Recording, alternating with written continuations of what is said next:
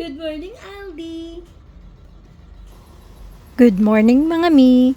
Isa rin ba kayo sa mga kagaya kong mami na gustong-gusto na healthy ang kinakain ng kanilang baby? Kaya naman tayo ay talagang nag-e-effort sa paggawa ng iba't ibang puree nila.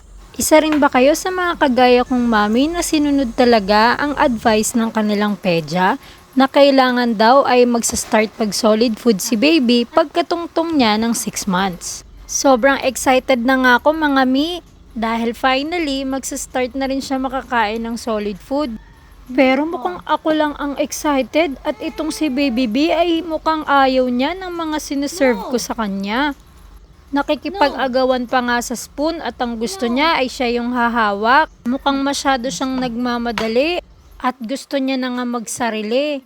Gusto niya na agad maging independent siya. Kaya hinayaan ko na lang din siya dahil alam ko makakatulong din naman ito sa mga developments niya. Mukha namang mas na-enjoy at nagustuhan niya ang banana puree kaysa sa avocado puree. At mukhang nabusog nga si Baby B dahil ang dami niya na rin talagang nakain dyan. At mukha talagang nagmamakaawa na siya na itigil ko na ang pagsubo sa kanya. Parang awa mo na, Mami! Please, Mami, please! Stop na!